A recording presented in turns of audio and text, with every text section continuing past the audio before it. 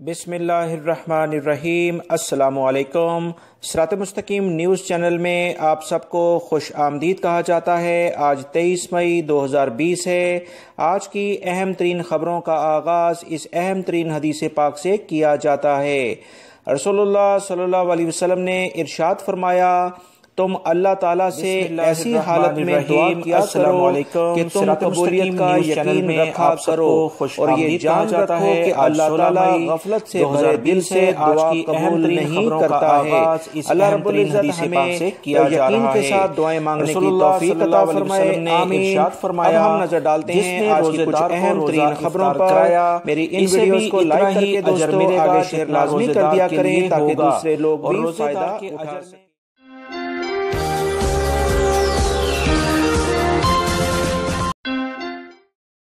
سعودی عرب سے پاکستان جانے والے خواہش مند افراد کے لیے ایک اہم خبر ہے کہ جمعے کی رات 11:30 بجے PIA کی پرواز جدہ سے کراچی کے لیے روانہ کر دی گئی ہے۔ اس پرواز کے ذریعے 250 افراد کو پاکستان بھیجا گیا ہے۔ جدہ سے پاکستان جانے والی یہ 5ویں پرواز ہے۔ ابھی تک خصوصی پروازوں کے ذریعے 1000 سے زائد مسافروں کو بھیجوایا جا چکا ہے۔ بہت سے اقامہ ہولڈرز ایسے ہیں جن کا ایمرجنسی کے باعث پاکستان جانا ضروری ہے۔ ان کے لیے پاکستان ایمبیسی اور جدہ قونصلیٹ خصوصی انتظامات کر رہے ہیں۔ سعودی عرب میں شاہی فرمان جاری کر کے سعودی عرب کی تمام جامع مساجد کے مؤذنوں کو اجازت دے دی گئی ہے کہ وہ عید کے دن تکبیریں لاؤڈ سپیکرز کے ذریعے نشر کر سکتے ہیں۔ اس سلسلے میں وزارت اسلامی امور نے بھی اطلاع دی تھی کہ مملکت بھر کی جامع مساجد کے تمام مؤذنوں کو تحریری طور پر ہدایت جاری کر دی گئی ہیں کہ وہ عید الفطر کے دن نماز فجر کے بعد سے لے کر نماز عید کے وقت تک باہر لاؤڈ سپیکر کے ذریعے تکبیریں نشر کر سکیں۔ یاد رکھیں، اس سے قبل سعودی وزارت اسلامی امور نے تمام جامع مساجد اور عیدگاہوں میں عید کی نماز ادا نہ کرنے کا حکم جاری کیا ہوا ہے۔ دوستو، میڈیا میں آپ نے خبریں سنی ہوں گی، پاکستان میں جو ایک ہوائی جہاز کا حادثہ پیش آیا ہے۔ لاہور سے کراچی یہ فلائٹ آ رہی تھی جس میں 100 سے زائد افراد اپنی جانوں سے ہاتھ دھو بیٹھے ہیں۔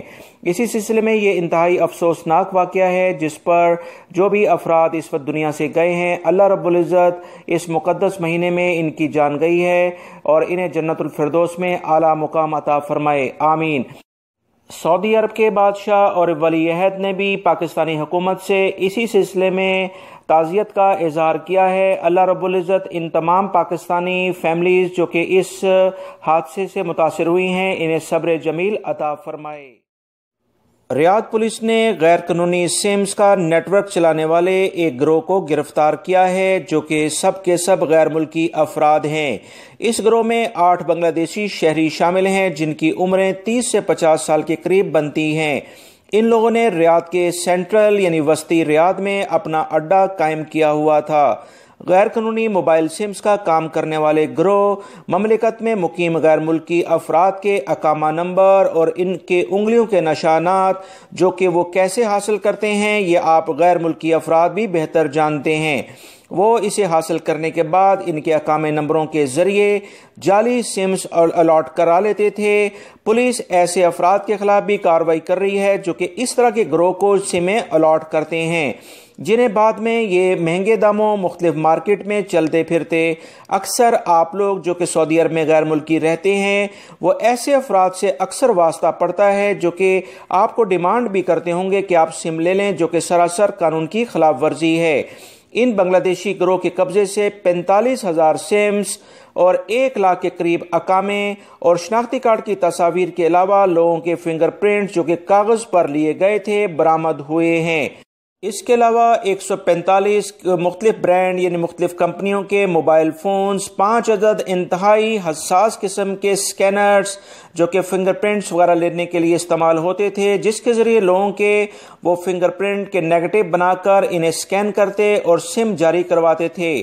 پولیس کا کہنا ہے کہ انہیں خفیہ رپورٹ ملی تھی کہ ایک شخص نے شکایت درج کرائی تھی کہ اس کے نام سے 16 موبائل سمز جاری کی گئی ہیں جس کا اسے پتہ بھی نہیں ہے۔ سعودی ٹیلی کام اور سیکیورٹی ادارے مسلسل سعودی شہریوں اور غیر ملکیوں کو ہدایات جاری کر رہے ہیں کہ کسی بھی غیر متعلقہ شخص کو اپنے اقامے کی کاپی ہرگز نہ دیں۔ وقتاً فوقتاً اپنے اقامے پر جاری سمز کا بھی جائزہ لیتے رہیں تاکہ ایسے شرپسندوں کے خلاف بھرپور کارروائی کی جا سکے۔ قصیم پولیس نے چھاپہ مار کارروائی کر کے 7 غیر ملکی حجاموں یعنی حلاق کو گرفتار کیا ہے اور انہیں پبلک پروسیکیوشن کے حوالے کر دیا گیا ہے۔ پولیس کو یہ کارروائی خفیہ رپورٹ کے بعد کی گئی۔ پولیس کو اطلاع ملی تھی کہ 7 غیر ملکی حفاظتی اقدامات کی خلاف ورزی کرتے ہوئے اپنے گھروں کو حلاق کی دکانوں میں تبدیل کیے ہوئے ہیں۔ پولیس نے تمام ثبوتوں کے ساتھ ان سب کو گرفتار کر کے ان کے خلاف FIR درج کر لی ہے۔ ابھی یہ بات سامنے نہیں آئی کہ ان کا تعلق کس ملک سے ہے۔ سعودی عرب میں وزارت صحت نے حلاق یعنی حجام کی جو کاروبار ہے اس کو وبائی مرض پھیلنے کا ایک بہت بڑا ذریعہ قرار دیا ہے۔ سعودی وزارت اسلامی امور نے تمام جامع مساجد اور عیدگاہوں میں نماز عید پر پابندی کا نیا حکم نامہ جاری کر دیا ہے۔ ہدایت نامے میں کہا گیا ہے کہ اس سال سعودی عرب کی عیدگاہوں اور مساجد میں عید الفطر کے اجتماعات نہیں ہوں گے۔ تمام مساجد اور عیدگاہوں میں تحریری طور پر اس حکم نامے کی فوٹو کاپی جاری۔ ریاض سے خبر آئی ہے کہ پولیس نے ایک بڑی کارروائی کرتے ہوئے 4 غیر ملکی افراد کو گرفتار کیا ہے جن کا تعلق افریقی ملک ایتھوپیا سے ہے۔ ان افراد نے بینکوں کے اہلکاروں سے 10 لاکھ ریال چھینے تھے اور انہیں اسلحے کے زور پر زخمی بھی کیا تھا۔ اسی بنیاد پر پولیس کو تمام جب ثبوت ملے تو انہوں نے فوری طور پر کارروائی کی اور ریکارڈ وقت میں ان 4 افراد کو گرفتار کیا ہے اور ان کے قبضے سے تمام ہتھیار اور جتنی بھی رقم انہوں نے لوٹی تھی وہ تمام کی تمام قبضے میں لے لی ہے۔ پولیس کی اس شاندار کارروائی پر ہم انہیں اپریشیٹ کرتے ہیں کیونکہ مملکت کا امن و امان انہی سیکیورٹی اداروں کی مرہون منت ہے۔ طائف سے خبر آئی ہے کہ وزارت صحت نے عرب ملک سے تعلق رکھنے والے ایک ڈاکٹر کے خلاف کارروائی کرتے ہوئے اس کی ملازمت کا معاہدہ ختم کر دیا ہے۔ اس ڈاکٹر میں موذی مرض کا ٹیسٹ پازیٹیو آیا تھا اور وہ وزارت صحت کی ہدایت پر عمل کرنے کی بجائے لوگوں سے مسلسل میل جول رکھے ہوئے تھا۔ خود کو کوارنٹائن کرنے کی بجائے لوگوں سے ملاقاتیں کر رہا تھا۔ اس کے برعکس ڈاکٹر صاحب کے خلاف متعدد شکایت آنے لگی تھیں کہ وہ وزارت صحت کے کسی اصول کی پاسداری نہیں کر رہے ہیں۔ اس طرح ڈاکٹر صاحب کی وجہ سے بہت سے لوگ بھی متاثر ہو چکے ہیں۔ اس ڈاکٹر کی ملازمت ختم کر کے کیس فائل کر دیا گیا ہے اور پبلک پروسیکیوشن کے حوالے یہ کیس کر دیا گیا ہے۔ مسجد الحرام اور مسجد نبوی شریف صلی اللہ علیہ وسلم میں سخت حفاظتی انتظامات میں رمضان المبارک کے آخری جمعے کی نماز ادا کی گئی۔ اس سال مسجد الحرام میں ختم قرآن تراویح کی بجائے تہجد کی نماز میں کیا گیا۔ موذی مرض کے پھیلاؤ کی وجہ سے اس سال دونوں مقدس مساجد میں 10-10 رکعت پڑھائی گئی ہیں۔ حرمین کمیٹی کے سربراہ ڈاکٹر السدیس نے ختم قرآن کے موقع پر اسلام کے فروغ، امت مسلمان کو درپیش مسائل سے نجات دلانے اور دنیا بھر کے انسانوں کو اس موذی مرض سے بچانے اور نجات دلانے کے لیے خصوصی دعائیں کرائی ہیں۔ دوستو، حدیث پاک کا مفہوم ہے جس نے ایک انسان کی جان بچائی اس نے پوری انسانیت کی جان بچائی، جس نے ایک انسان کو قتل کیا اس نے پوری انسانیت کو قتل کیا۔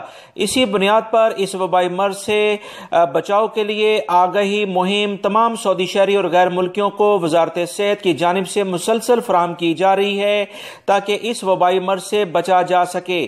تشویش کی بات یہ ہے کہ سعودی عرب میں موجود غیر ملکی افراد پچھلے کافی دنوں سے مسلسل اس وبائی مرض میں کافی زیادہ مبتلا ہوتے جا رہے ہیں۔ کل وزارت صحت کی جانب سے جو رپورٹ جاری کی گئی تھی اس میں 79% سعودی شہریوں کی بجائے غیر ملکی افراد شامل تھے، جبکہ 21% سعودی شہری اس وبائی مرض میں نئے مریض سامنے آئے ہیں۔ لہٰذا اسی بنیاد پر وزارت صحت کے اہلکار مختلف محلوں میں جہاں غیر ملکی افراد کی اکثریت رہتی ہے مسلسل جا کر تمام افراد کو اس وبائی مرض کے نقصانات سے آگاہ کر رہے ہیں کہ اسے آسان نہ لیں، کیوں اپنی جان اور دوسروں کی جان کے دشمن بنے ہوئے ہیں۔ اسی بنیاد پر وزارت صحت کے احکامات پر عمل کرنا تمام غیر ملکی افراد پر لازم ہے، کیونکہ اللہ رب العزت نے انسان کو زندگی ایک امانت کے طور پر دی ہے۔ اسے اگر لاپرواہی سے ہم رکھیں گے تو یہ بھی ایک اچھی بات نہیں ہے۔ میں اس چینل سے آپ تمام بھائیوں بہنوں کو یہ ریکویسٹ کروں گا کہ وزارت صحت کے احکامات پر عمل کرتے ہوئے احتیاطی تدابیر لازماً اختیار کریں تاکہ اس وبائی مرض سے جلد جان چھڑائی جا سکے۔ سعودی محکمہ موسمیات نے کہا ہے کہ مملکت کے اکثر علاقوں میں موسم گرم اور خشک رہے گا، جبکہ کچھ علاقوں میں گرج چمک کے ساتھ بارش کا امکان ہے، لہذا تمام افراد احتیاطی تدابیر لازماً اختیار کریں۔ جازان، نجران، عسیر، البہا، مکہ المکرمہ، تبوک، الجوف اور اس کے علاوہ حائل، مدینہ منورہ اور ناردرن بارڈر کے علاقوں میں تیز ہواؤں کے ساتھ گرد و غبار کا طوفان آئے گا اور بارشیں ہو سکتی ہیں۔